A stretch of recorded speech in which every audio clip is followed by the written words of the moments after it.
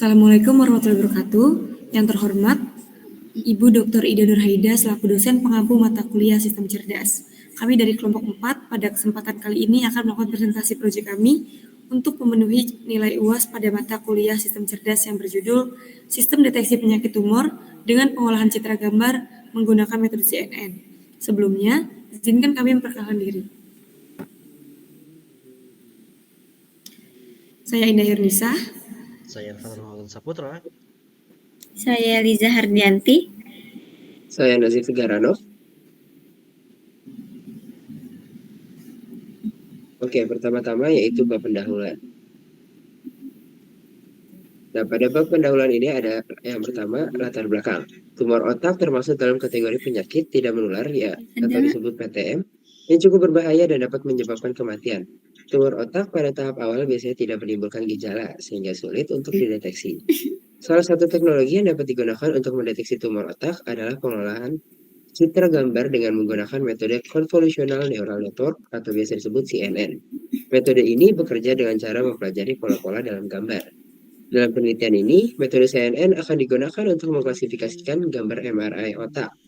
Gambar MRI otak akan dibagi menjadi dua kategori, yaitu gambar normal dan gambar tumor. Selanjutnya ada keutamaan dari penelitian kami. Keutamaan yang pertama yaitu kurangnya tenaga kesehatan ahli, terutama di daerah-daerah terpencil, menciptakan kesenjangan dalam pelayanan kesehatan pada masyarakat. Yang kedua, lambatnya pendeteksian tumor otak dapat berakibat fatal karena tumor bisa menjadi lebih ganas jika tidak segera ditangani. Selanjutnya yang ketiga, perlu adanya inovasi berbasis machine learning untuk membaca hasil MRI yang dapat meningkatkan efisiensi dalam pendeteksian tumor otak, terutama di daerah-daerah yang kekurangan tenaga kesehatan ahli. Nah, selanjutnya adalah rumusan masalah. Rumusan masalah yang pertama adalah bagaimana cara membuat model machine learning dengan metode CNN untuk mengklasifikasikan tumor otak berdasarkan citra MRI. Yang kedua, tingkat akurasi dari model machine learning dengan metode CNN untuk mengklasifikasikan tumor otak berdasarkan citra MRI. Nah, apa sih tujuan penelitian kami ini? Yang pertama yaitu mengembangkan sistem deteksi tumor otak menggunakan pengolahan citra menggunakan metode CNN. Yang kedua, sistem ini diharapkan dapat meningkatkan akurasi deteksi tumor otak sehingga dapat membantu dokter spesialis radiologi untuk membaca hasil MRI dengan lebih akurat. Nah, selanjutnya ada manfaat penelitian. Manfaat penelitian yang pertama adalah membuat sistem deteksi tumor otak sehingga dapat membantu dokter spesialis radiologi untuk mendiagnosis tumor otak pada tahap awal. Selanjutnya, memperluas akses terhadap layanan deteksi tumor otak sehingga dapat membantu lebih banyak pasien. Dan yang terakhir, mempercepat proses pengobatan tumor otak sehingga dapat meningkatkan peluang kesembuhan pasien. Nah, untuk pembagian tugasnya sendiri, yang pertama itu ada Irfan Nurfauzan Saputra yang bertugas dalam membuat dan evaluasi model machine learning, mencari jurnal acuan, serta menyusun laporan proyek dan menyusun materi PowerPoint. Nah, selanjutnya ada Indah Hairunisa yang bertugas mencari feature oversampling dan mencari jurnal acuan serta menyusun laporan proyek dan materi PowerPoint. Selanjutnya ada Nazif Tegaranov yang bertugas dalam mencari dataset, membagi kelas yang akan diklasifikasikan, serta menyusun laporan dan materi PowerPoint. Yang terakhir ada Eliza Hardianti yang bertugas dalam normalisasi data dan menyusun laporan proyek serta materi PowerPoint. Nah, untuk timeline projectnya sendiri, pada minggu pertama kami mencari ide penelitian dan mencari dataset. Selanjutnya pada minggu kedua, kami membagi kelas yang akan diklasifikasikan dan melakukan normalisasi data. Pada minggu ketiga, kami mempelajari dan riset feature yang akan diolah. Selanjutnya pada minggu keempat, membuat model machine learning, serta membuat evaluasi model machine learning. Pada minggu kelima, kami melakukan oversampling data, serta di minggu ke-6, pembuatan laporan hasil penelitian dan riset dan percobaan ulang. Nah, sumber dataset yang kami gunakan yaitu dari Kaggle, seperti bisa dilihat pada link yang tertera di sini. Nah, ini sumber dataset yang kami gunakan yang berjudulkan Brain Tumor Classification dalam kurung MRI. Nah, dataset ini mengandung data-data tentang tumor dan ada yang non-tumor. Tumor yang pertama itu adalah glioma dengan 926 data gambar. Selanjutnya ada tumor meningioma dengan 937 data gambar. Dan ada tumor pituitari dengan 901 data gambar serta no tumor dengan 500 data gambar. Lalu selanjutnya ada bab 2, tinjauan pustaka. Jadi yang pertama itu ada state of the art. Jadi pertama itu diagnosa tumor otak secara tradisional itu sering membutuhkan waktu lama karena masih melakukan pemeriksaan fisik. Terus yang kedua itu pada beberapa tahun terakhir metode convolutional neural network atau CNN telah menunjukkan kinerja yang sangat baik dalam deteksi tumor otak. Lalu yang ketiga itu ada studi yang dilakukan oleh Legend et al. Jadi dia tuh menggunakan dataset Brecht 2015 yang berisi 2100 citra MR tumor otak yang menunjukkan bahwa CNN dapat mencapai akurasi 97% dalam mendeteksi tumor otak. Lalu yang keempat itu ada studi yang dilakukan oleh Cheng et al. 2020 menggunakan dataset Brecht 2019 yang berisikan 3000 citra MRI tumor otak yang menunjukkan bahwa CNN ini dapat mencapai akurasi 98% dalam mendeteksi tumor otak. Lalu selanjutnya kondisi sistem berjalan saat ini. Jadi diagnosis tumor otak saat ini mayoritas tuh masih secara tradisional, yaitu melakukan pemeriksaan fisik, pemindaian pencitraan dan biopsi. Nah, karena masih melakukan tradisional, jadi tuh metode ini nih seringkali tidak akurat dan membutuhkan waktu yang lama. Jadi beberapa tahun terakhir sistem deteksi tumor otak menggunakan CNN telah dikembangkan oleh berbagai penelitian dan institusi. Beberapa sistem ini telah menunjukkan kinerja yang sangat baik, bahkan melampaui kinerja para ahli radiologi. Lalu selanjutnya itu ada teori yang digunakan, yaitu ada CNN. Nah, CNN ini adalah model pembelajaran mesin yang terdiri dari beberapa lapisan. Yang pertama itu ada konvensional yang digunakan untuk mengekstrak fitur dari citra. Terus yang kedua itu ada lapisan polling yang digunakan untuk mengurangi ukuran citra dan mengurangi jumlah parameter model. Nah, yang ketiga itu ada lapisan fully connected yang digunakan untuk mengklasifikasi. Lalu yang terakhir itu ada lapisan konvensional yang terdiri dari beberapa filter yang digunakan untuk memindai citra secara lokal. Jadi setiap filter ini menghitung nilai korelasi antara citra dan filter tersebut. Nah, nilai korelasi ini kemudian digunakan untuk mengekstrak fitur dan citra. Terus selanjutnya ada tinjauan literasi. Jadi tinjauan literasi ini ada 3. Yang pertama itu ada deteksi tumor otak dengan CNN ResNet 152 oleh di Doyo 2023 yang menggunakan dataset Brecht 2015 yang berisi 2100 citra MRI tumor otak. Yang digunakan adalah ResNet 152. Nah, hasil akurasinya itu 97%, tapi dia itu mempunyai kekurangan, yaitu diperlukan dataset yang besar dan berkualitas memiliki kompleksitas yang tinggi. Lalu yang kedua itu ada klasifikasi penyakit tumor otak pada citra MRI menggunakan metode CNN dengan arsitektur AlexNet oleh Irsan dan kawan-kawan pada tahun 2022.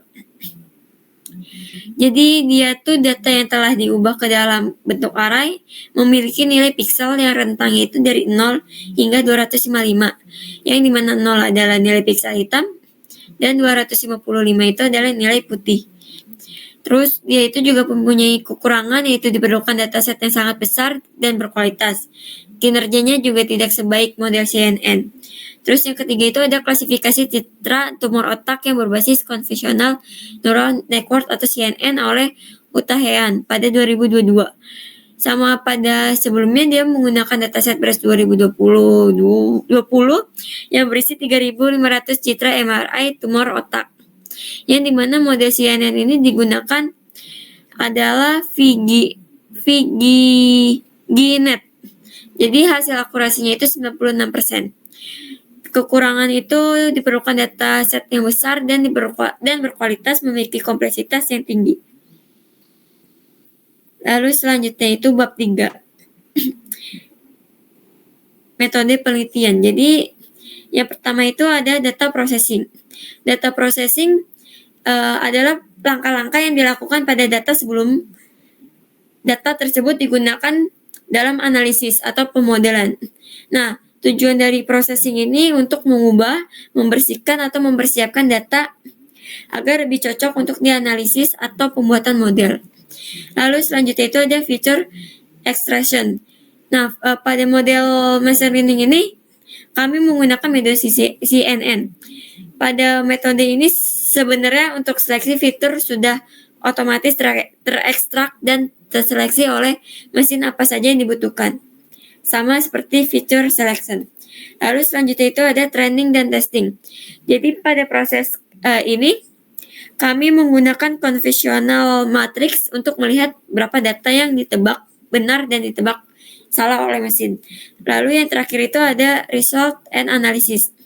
Jadi tahap akhir ini di mana kami kembali mengecek data yang telah di training apakah terjadi overfitting atau tidak. Jika terjadi overfitting, maka kami akan melakukan perbaikan data dan training ulang. Nah, proyek kami ini sempat mengalami overfitting, jadi hasilnya menjadi imbalance. Oleh sebab itu, kami melakukan oversampling untuk setiap kelas pada proyek kami, yaitu glioma, meningioma, pituitary, dan non-tumor, sehingga hasil akhirnya itu balance. Lalu selanjutnya itu ada bab 4, perencanaan sistem. Jadi dataset untuk identifikasi sumber data yang diperlukan itu kami itu memerlukan kumpulan citra MRI atau CT scan otak yang berisi contoh tumor dan non-tumor. Dataset ini harus mencakup beberapa jenis tumor, ukuran, lokasi untuk pelatihan yang efektif. Lalu yang kedua itu setiap citra dalam dataset harus dinotasi dengan benar, menunjukkan apakah ada non-tumor dan di mana letaknya. Terus yang terakhir itu dataset harus divalidasi dan diuji dengan baik untuk menghindari overfitting dan memastikan apakah model dapat bekerja dengan baik pada data atau tidak. Lalu selanjutnya itu ada dataset yang tentukan kriteria data. Jadi dataset yang memiliki data dalam jumlah yang cukup banyak agar dapat optimal untuk digunakan untuk model machine learning yang akan kita buat. Terus selanjutnya itu dataset yang memiliki data berbagai penyakit tumor yang dapat diklasifikasikan dan bukan hanya mencakup positif tumor atau tidak.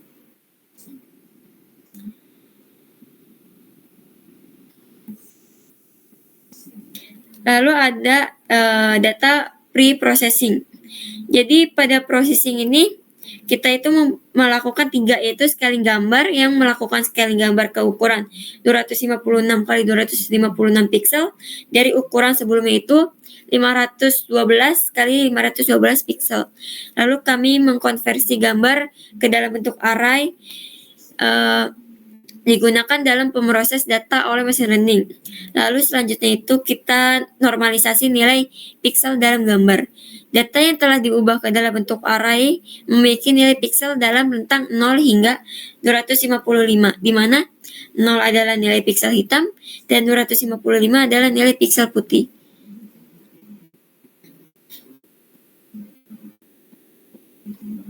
Selanjutnya adalah feature extraction dan selection. Feature selection ini adalah proses yang terjadi sebelum pemrosesan data seperti normalisasi, pembuatan model, atau evaluasi model. Dalam konteks CNN yang diimplementasikan, CNN akan secara otomatis mengekstraksi fitur-fitur relevan dari gambar yang kita berikan selama proses pelatihan. CNN ini akan secara efektif berfungsi sebagai alat ekstraksi fitur dalam hal ini. Dan kita tidak perlu lagi melakukan seleksi fitur secara manual.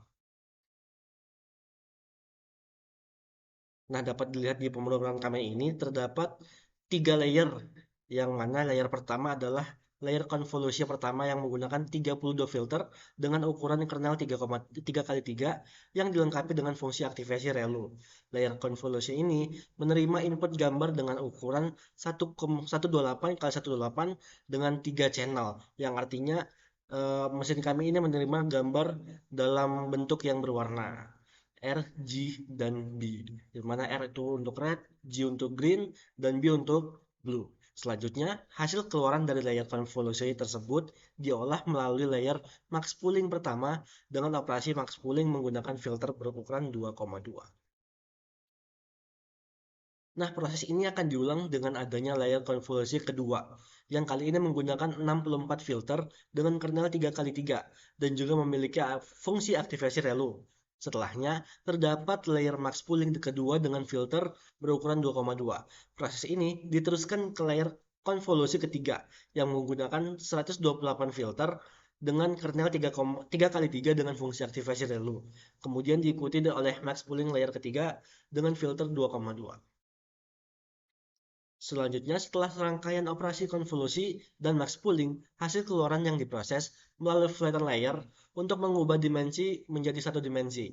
Selanjutnya, terdapat dense layer pertama yang memiliki 128 unit dan aktivasi fungsi relu. Terakhir, dense layer kedua berperan sebagai output layer dengan 4 unit. Dan ini sesuai dengan kategori yang kita buat sebelumnya. Di sini kita membuat 4 kategori, sesuai dengan jumlah kategori klasifikasi yang sudah kita tentukan tadi. Nah, fungsi aktivasi softmax digunakan pada output layer untuk menangani masalah klasifikasi multi-class. Nah, pada tahap validation, kami melakukan training data sebanyak 10 kali. Hal ini berlandaskan kepada beberapa percobaan yang telah kami lakukan dan mendapatkan hasil optimal pada 10 kali pelatihan. Kemudian, untuk evaluasi, di sini kami melakukan dengan cara melakukan visualisasi data yang telah di-training berupa graph agar mendapatkan hasil berupa apakah data tersebut terjadi overfitting atau tidak. Oke, untuk bab 5 tahapan implementasi. Nah, untuk kebutuhan sini kami memerlukan perangkat keras dan perangkat lunak. Yang dimana perangkat kerasnya kami memerlukan laptop, dan untuk perangkat lunaknya kami memerlukan Visual Studio Code sebagai IDE atau editor yang kami gunakan. Untuk library Python sendiri yang kami gunakan adalah Keras, TensorFlow, sklearn, Matplotlib, dan NumPy.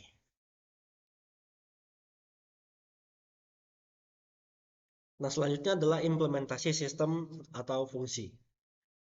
Nah, untuk implementasi dataset sendiri kami menggunakan dataset dari Kaggle berjudul Brain Tumor Classification atau MRI. Nah, bisa dilihat pada kode di samping. Untuk implementasi data preprocessing, seperti yang telah dijelaskan sebelumnya, kami terlebih dahulu melakukan scaling gambar ke ukuran 256 kalikan 256 pixel dari yang semulanya 512 x 512 pixel.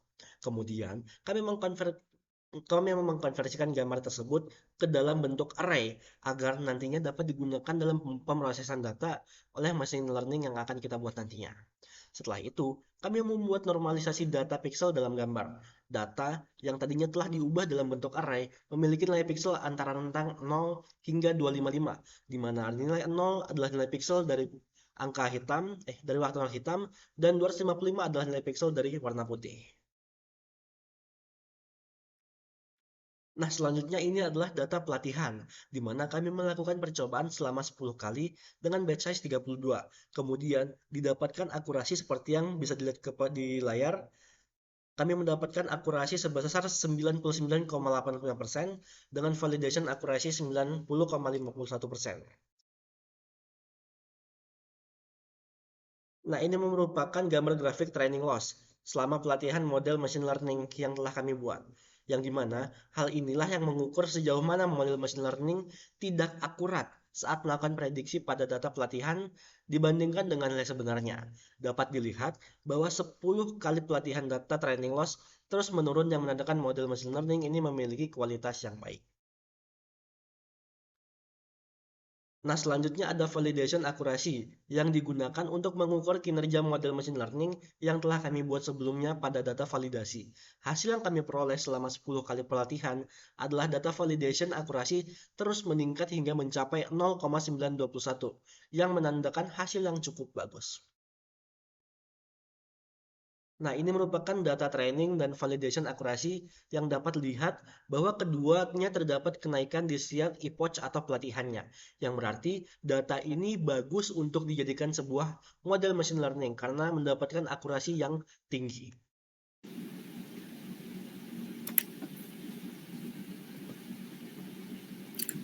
Berikut adalah dokumentasi pelaksanaan implementasi kelompok kami untuk menyelesaikan proyek ini.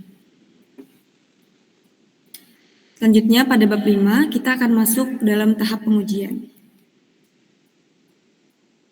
Berikut adalah skenario pengujian yang kami lakukan untuk menyelesaikan proyek.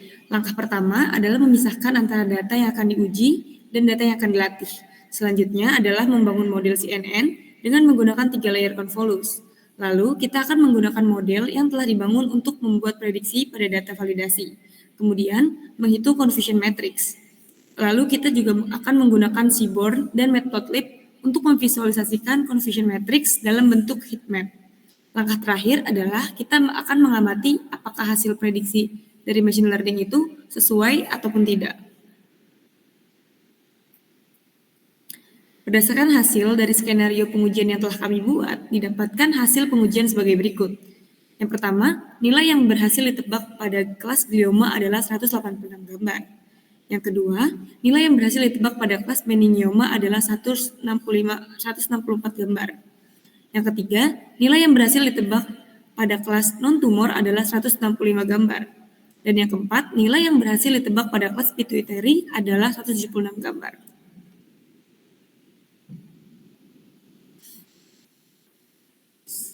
Berikut adalah dokumentasi pelaksanaan pengujiannya. Dapat dilihat pada gambar confusion matrix bahwa model machine learning mendapatkan hasil yang baik di mana model mayoritas menebak dengan benar.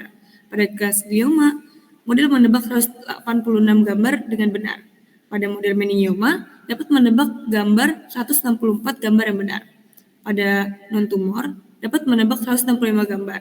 Dan pada model pituitary, dapat menebak benar 176 gambar. Berikut adalah dokumentasi pada pelaksanaan pengujian. Pembahasan yang kami peroleh pada proyek ini, kami menciptakan sebuah sistem untuk mendeteksi kanker otak menggunakan metode Convolutional Neural Network atau CNN dengan berbasis citra gambar atau MRI. Pada proyek ini, kami melakukan beberapa tahapan, mulai dari pencarian dataset, normalisasi data, oversampling data, pembuatan model machine learning, dan evaluasi menggunakan confusion matrix. Pengujian ini dilakukan untuk mendapatkan nilai akurasi yang tinggi, sehingga machine learning ini dapat digunakan dengan optimal. Data yang dapat diolah adalah data MRI atau Magnetic Resonance Image atau MRI, yang merupakan pemeriksaan medis yang menggunakan medan magnet dan gelombang radio untuk menampilkan citra agen dalam atau struktur rangka tubuh pasien.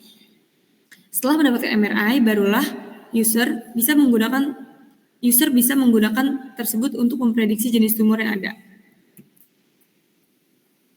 Selanjutnya, pada bab ke-6, kita akan memberikan kesimpulan dari proyek yang telah dikerjakan. Berikut adalah 5 poin kesimpulan dasar yang dapat kami simpulkan setelah menyelesaikan proyek ini.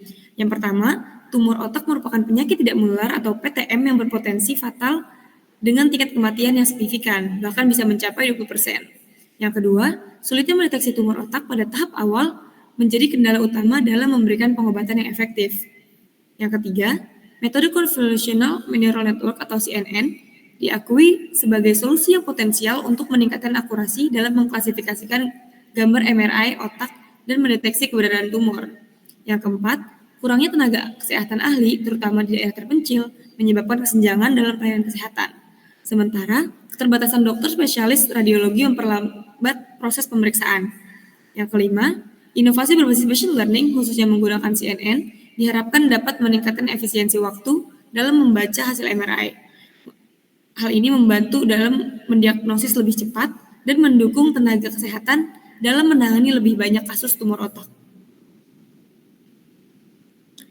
Sekian presentasi yang dapat kelompok kami sampaikan.